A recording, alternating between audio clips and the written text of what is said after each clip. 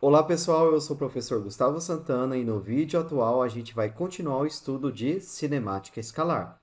No vídeo passado a gente estudou a velocidade escalar média e a gente viu conceitos como grandeza escalar, grandeza vetorial, ponto de referência. Hoje, falando de ponto de referência, a gente vai iniciar o nosso vídeo falando de sistema de referência. No vídeo passado a gente precisou determinar um ponto em relação ao qual a gente vai determinar a posição de um objeto. Para a gente falar a posição de um objeto, a gente precisa de um referencial. Por exemplo, eu quero falar qual é a posição desse objeto aqui. Alguém pergunta onde está essa caneta.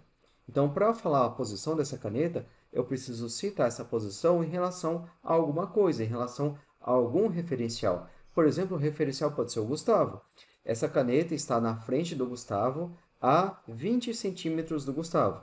Então, eu consegui, usando o Gustavo como referência, determinar a posição dessa caneta. Eu poderia, por exemplo, utilizar um outro referencial, como eu poderia utilizar, por exemplo, as coordenadas geográficas. As coordenadas geográficas utilizam como referencial a linha do Equador e o meridiano de Greenwich. Então, são linhas sobre as quais a gente vai utilizar para determinar a posição de qualquer corpo. Então, essa é a mesma situação aqui. A gente vai utilizar eixos como referência para determinar a posição, o deslocamento, a velocidade de um corpo. Quando eu tenho um movimento em linha reta, por exemplo, eu vou precisar apenas de um eixo para definir a posição de um corpo. É aqui, no caso do movimento unidimensional. Eu vou precisar de apenas um eixo, vamos chamar esse eixo de x, para definir a posição de um corpo. Eu vou precisar de um ponto, que vai ser a origem do meu eixo. Aqui nós temos o ponto zero. Este é o nosso ponto de referência. Definindo o nosso eixo, definindo o ponto de referência, a gente consegue determinar a posição de um corpo. Em relação ao eixo, a gente adota um sentido como sentido positivo e outro sentido como sentido negativo. Geralmente, a gente utiliza para a direita como sentido positivo. Então, para a direita, nós temos o nosso sentido positivo. Aqui é o sentido positivo do movimento.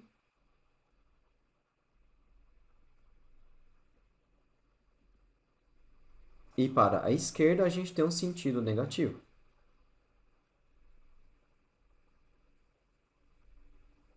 Sendo assim, é possível que o deslocamento, a velocidade do corpo, tenha um resultado negativo. Por exemplo, considere que um corpo inicialmente estava na posição x igual a zero e, após um certo intervalo de tempo, atinge a posição x igual a 3. O corpo vinha dessa posição e chegou até a posição x igual a 3. Qual é o deslocamento desse corpo? O deslocamento desse corpo, a gente utiliza a notação ΔX. Lembrando que o delta nos remete a uma variação de alguma grandeza. No caso, é a variação da grandeza x, é a variação da grandeza posição. O deslocamento, ΔX, é igual a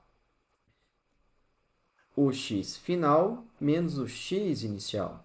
Então, delta corresponde à variação da grandeza x, a posição final menos a posição inicial. Nós temos uma subtração de posições. Esse subscrito f nos remete à palavra final, é a posição final. Esse subscrito i nos remete à palavra inicial, é a posição final menos a posição inicial.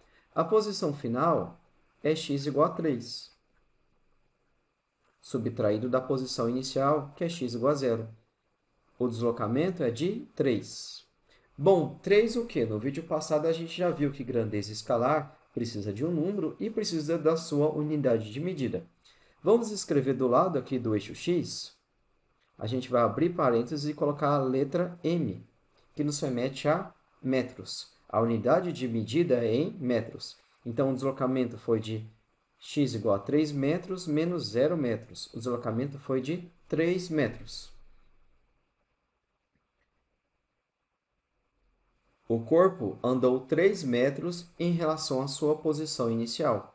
E a gente sabe que a sua posição inicial, no caso, é a origem do nosso eixo. É possível que seu deslocamento tenha como resultado um valor negativo. Professor, eu resolvi uma questão e como resultado deu um valor de menos 5 metros. Isso é possível? Sim, é possível. É possível ter deslocamento negativo, é possível ter posição negativa, é possível ter velocidade negativa. Tudo isso é possível. Esse sentido positivo, ele vai dizer que, nesse sentido, os números vão aumentando de valor. E no sentido contrário, os números vão diminuindo de valor.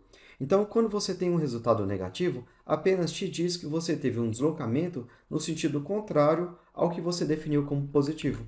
Por exemplo, aqui eu tenho o meu eixo, criei aqui meu eixo, vou chamar esse eixo de x e eu vou colocar essa seta para a direita. Ao colocar essa seta para a direita, eu estou dizendo que, para a direita, os meus números estão aumentando de valor. Eu vou definir uma origem do meu eixo, aqui eu tenho ponto zero, e para a direita os números vão aumentando de valor. Número 1, número 2, número 3, número 4, número 5, número 6, e assim por diante. Já no sentido contrário, eu vou ter números diminuindo de valor. Se aqui eu tenho o número 0, então à esquerda eu vou ter o número menos 1, depois o menos 2, depois o menos 3, depois o menos 4, menos 5, menos 6 e assim por diante. Então, um deslocamento negativo apenas te diz que você deslocou no sentido contrário ao que você definiu como positivo.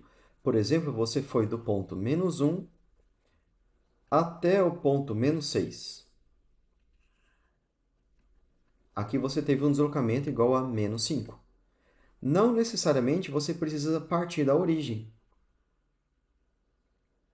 Você pode ter um corpo indo do ponto 0 até o ponto 3 e ter um outro corpo indo do ponto menos 1 até o ponto menos 6. Não necessariamente você precisa partir do zero. Você pode perfeitamente partir do ponto menos 1 ou de qualquer outro ponto. Então, estamos analisando a questão de um corpo indo do ponto menos 1 até o ponto menos 6. Como ele vai fazer esse trajeto, não importa, porque ao analisar o deslocamento, você quer apenas o ponto final e o ponto inicial, não importando o que você faz no meio do caminho. Δx, o deslocamento Δx, será igual à posição final menos a posição inicial. Δx será igual a menos 6 menos o número menos 1. Δx será igual a menos 6 menos menos 1. Subtrair duas vezes é o mesmo que somar. Menos o número menos 1 é o mesmo que mais 1. Ficamos com menos 6 mais 1. Δx é igual a menos 5. Menos 5 metros. Vamos considerar que a unidade é em metros. Pronto, você teve um deslocamento negativo. Isso é possível, isso existe, apenas te diz que você deslocou de 5 metros no sentido contrário ao que você definiu como positivo. No caso, você deslocou 5 metros para a esquerda em relação à sua posição inicial. Perfeito? Às vezes, não basta um único eixo para conseguir determinar a posição de um corpo. Às vezes, a gente vai precisar de dois eixos. Por exemplo, se um corpo anda na direção horizontal e tem movimento também na direção vertical, a gente vai precisar de dois eixos. O eixo x e o eixo y, por exemplo.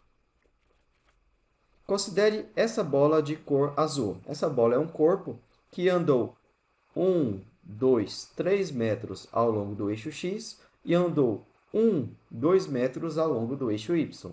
Qual é a posição desse corpo? Para a gente representar a posição desse corpo, a gente vai abrir parênteses, colocar o número 3, colocar uma vírgula e colocar o número 2. Esse primeiro número corresponde à posição no eixo x.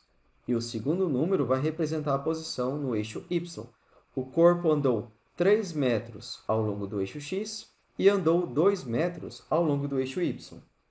Agora, vamos definir a posição dessa bola de cor vermelha. Essa bola de cor vermelha andou 1 metro em relação à origem e andou 2 metros na direção y em relação à origem. A posição é 1 e 2. Não necessariamente o corpo precisará andar desde a origem do sistema de coordenadas. Essa bola azul poderia estar sempre aqui parada. e sua posição continuará sendo 3 e 2. Esse número 3 vai remeter a que essa bola está 3 metros à direita da origem do nosso sistema de coordenadas. E esse número 2 vai remeter ao fato desse corpo estar 2 metros acima da origem do sistema de coordenadas. Às vezes, a gente não precisa de apenas 2 eixos, a gente precisa de 3 eixos para definir o corpo. Aqui, no caso do sistema tridimensional, nós temos o eixo x, o eixo y e o eixo z. Seria o caso, por exemplo, imagine uma formiga andando sobre um tijolo.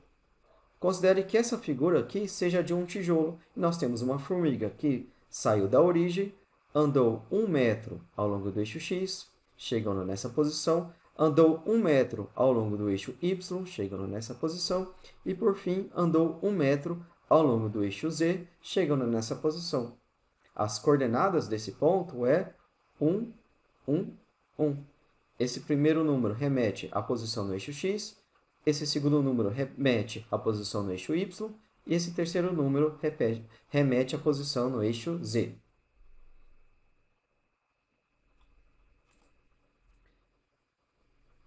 A gente viu que, ao especificar um eixo, a gente determina um sentido como um sentido positivo e outro sentido como um sentido negativo. Se um corpo anda em direção ao sentido que a gente adotou como positivo, a gente vai dizer que o movimento é progressivo. Já se o corpo movimenta em sentido contrário ao que a gente definiu como positivo, aqui nós temos uma seta para a direita. Essa seta para a direita significa que para a direita nós temos valores positivos. Se a gente andar para a esquerda, a gente tem posição, a gente tem velocidade negativos. Quando a gente anda para a esquerda, nesse caso, o movimento é retrógrado. Quando a gente movimenta em direção ao sentido positivo, o movimento é progressivo. E quando a gente movimenta em sentido ao que a gente definiu como negativo, o movimento é retrógrado. Movimento significa que a posição do corpo vai mudar com o passar do tempo. Já se a posição do corpo não muda com o passar do tempo, a gente diz que esse corpo está em repouso. Esse conceito de movimento e de repouso ele é relativo, ele depende do referencial. Considere, por exemplo, aqui nessa figura, que esse ônibus possui uma certa velocidade para a direita em relação a essa pessoa aqui. Essa pessoa pintada de azul. Vamos chamar essa pessoa de azul de Alberto. Essa pessoa de cor verde vamos chamar de Bernardo. E essa pessoa de cor vermelha vamos chamar de Carlos. A, B, C. Esse ônibus possui uma certa velocidade em relação a Alberto. Além disso, as pessoas B e C também possuem a mesma velocidade em relação a Alberto, já que B e C estão paradas dentro do ônibus. Já a pessoa C está parada em relação à pessoa B. Se a gente adota como referencial, como a nossa referência, a pessoa A, aqui nós temos o eixo X, aqui nós temos o eixo Y, e a pessoa A é a origem do nosso sistema de coordenadas. Em relação a A, o corpo C está em movimento. Já se o nosso referencial é a pessoa B,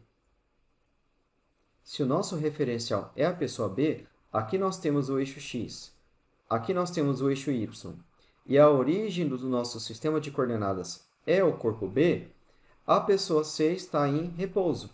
Considere que a pessoa C está em posição x igual a 1.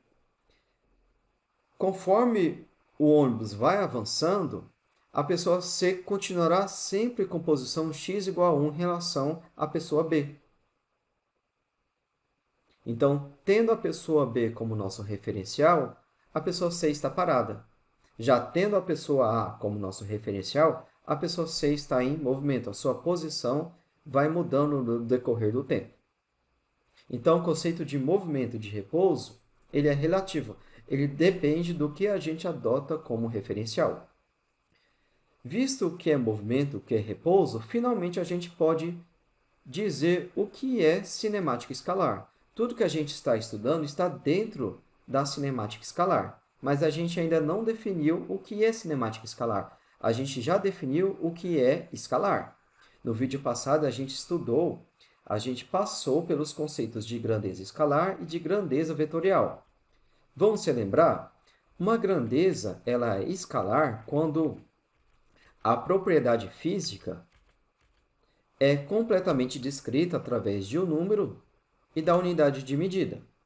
Por exemplo, a gente viu que a velocidade escalar média é representada por um número, 100, e unidade de medidas, quilômetros por hora. Vamos ver outros exemplos de grandezas escalares. Então, uma grandeza ela é escalar quando um número e sua unidade de medida nos dá todas as informações necessárias para descrever aquela grandeza. Por exemplo, a massa de um corpo. Uma pessoa pergunta, qual é a sua massa? E você responde, eu tenho 70 quilogramas. Então, eu tenho o número 70, seguido da unidade de medida, quilogramas. Esse número 70 e essa unidade de medida, quilograma, nos dá todas as informações necessárias para descrever a massa da pessoa. Outro exemplo, a temperatura. Qual é a temperatura na sua cidade? É de 27 graus Celsius. Nós temos um número associado à unidade de medida. O volume de um corpo é de 1000 litros. Nós temos um número e a unidade de medida nos dando todas as informações daquela grandeza. Quando isso ocorre, a grandeza é escalar. Quando eu preciso de mais informações, eu tenho uma grandeza vetorial. Uma grandeza vetorial ela precisa de módulo, direção e sentido. Velocidade instantânea é um exemplo de grandeza vetorial. Velocidade instantânea é um vetor que precisa de módulo. Por exemplo, eu estou com uma velocidade de 100 km por hora. 100 km por hora é o meu módulo. E essa velocidade é horizontal e para a direita. O módulo é o número e a unidade de medida, 100 km por hora. A direção é horizontal e o sentido é para a direita. Eu preciso dessas três informações para descrever a velocidade instantânea, sendo a velocidade instantânea uma grandeza vetorial. Certo. Cinemática escalar é o estudo do movimento de corpos. Escalar nos remete à grandeza escalar e cinemática nos remete ao estudo do movimento, não se preocupando com o que causou esse movimento. Então, a gente vai estudar velocidade, aceleração, dentro da consideração de grandezas escalares. Aqui vai um detalhe importante. Dentro da cinemática escalar, a gente adota algumas grandezas vetoriais como se fossem escalares, por conveniência mesmo, para facilitar o raciocínio. Então, embora a velocidade instantânea seja uma grandeza vetorial, embora a aceleração seja uma grandeza vetorial, a gente vai estudar esses conceitos dentro da cinemática escalar e a gente vai considerá-los como grandezas escalares, por conveniência. Considere que você esteja numa rodovia e seu carro está a 100 km por hora. E você vê uma placa de velocidade máxima. Está escrito velocidade máxima, 110 km por hora. Essa velocidade máxima é uma velocidade instantânea.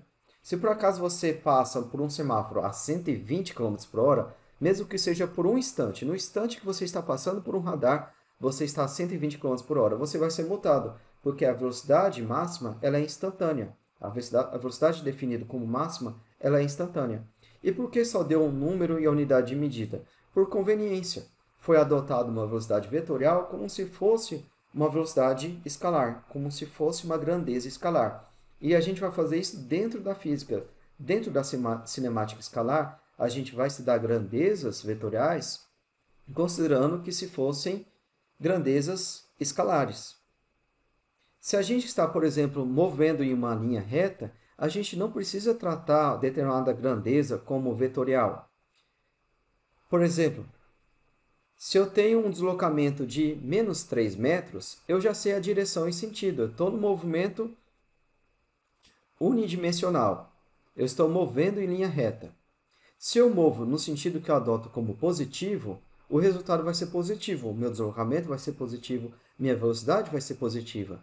Então, e se eu movo em sentido contrário, deslocamento e velocidades vão ser negativos. Então, eu não preciso falar em direção e sentido, porque o meu sinal positivo e negativo já vai dizer qual é a direção e já vai dizer qual é o sentido, já que eu estou movendo em linha reta. Então, dentro de cinemática escalar, a gente vai utilizar conceitos de algumas grandezas que são vetoriais, mas a gente vai tratá-las por conveniência mesmo como grandezas escalares. Mas elas não vão deixar de ser grandezas vetoriais, beleza? Vamos ver agora o conceito de trajetória. O que é trajetória? Trajetória é um conjunto de pontos que determina a posição de um objeto no decorrer do tempo. Por exemplo, aqui a gente tem um jogador que chutou uma bola. Considera que aqui nós temos o Ronaldinho Gaúcho que chutou a bola para o Messi. Aqui nós temos o Messi. Então, o jogador chutou a bola. No instante inicial, a bola está nessa posição.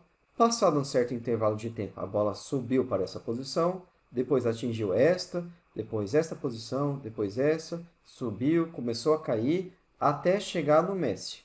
Então, esse conjunto de pontos que mostram a posição da bola no decorrer do tempo é a trajetória. Esta é a trajetória da bola. Então, este é o conceito de trajetória. Vamos considerar agora um avião. Um avião está voando e esse avião vai lançar um míssil. E a questão pergunta qual das alternativas contém uma figura que mostre qualitativamente a trajetória desse míssil. Estamos considerando que o ar não está exercendo influência sobre esse míssil. Não existe uma força, não existe uma resistência que o ar está exercendo sobre o míssil. Então, esse avião ele está movendo com uma velocidade horizontal para a direita v. Esse avião possui uma certa velocidade v. E quando lança um míssil, esse míssil vai ter essa mesma velocidade v para a direita. Mesmo após o lançamento, mesmo após a perda de contato de avião com míssil, por inércia, que a gente ainda vai estudar, esse míssil vai continuar tendo essa mesma velocidade v para a direita. Mas, além disso, vai começar a ter uma velocidade para baixo. Então, o míssil vai ter duas velocidades, uma para a direita e outra para baixo, sendo que essa velocidade para a direita ela é constante. Para mesmos intervalos de tempo, esse míssil vai percorrer a mesma distância. Aqui nós temos, analisando apenas um movimento na direção x. Aqui nós temos um movimento na direção x. Passado um certo intervalo de tempo, esse míssil andou um tanto. Passado mais um mesmo intervalo de tempo, o míssil andou a mesma distância. Passado um igual intervalo de tempo, o míssil andou a mesma distância ao longo do eixo x. Então, para cada intervalo de tempo, sendo esse intervalo de tempo igual, por exemplo, a cada 10 segundos, esse míssil anda 10 metros para a direita.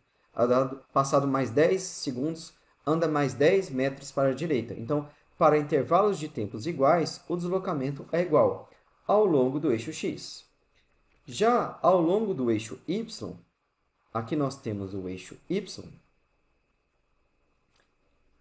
Ao longo do eixo y, isso não ocorre. Ao longo do eixo y, a velocidade desse míssil vai ficando cada vez mais intensa. Para cada intervalo de tempo, para mesmos intervalos de tempo, o deslocamento vai ficando cada vez maior. Então, passado um certo intervalo de tempo, o míssil andou um tanto. Passado outro intervalo de tempo, andou uma distância maior. Passado o mesmo intervalo de tempo, andou uma distância ainda maior, atingindo esse ponto. Passado mais o mesmo intervalo de tempo, andou uma distância ainda maior. E passado o mesmo intervalo de tempo, andou mais ainda. Então, para intervalos de tempos iguais, o quanto deslocou ao longo do eixo y vai mudando.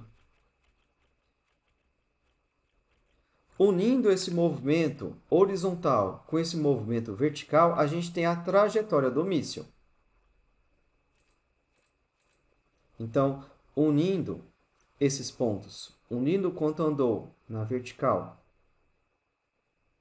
quanto que andou na horizontal, a gente tem a trajetória do míssil. O míssil vai passar por esses pontos aqui. Esta é a trajetória do míssil.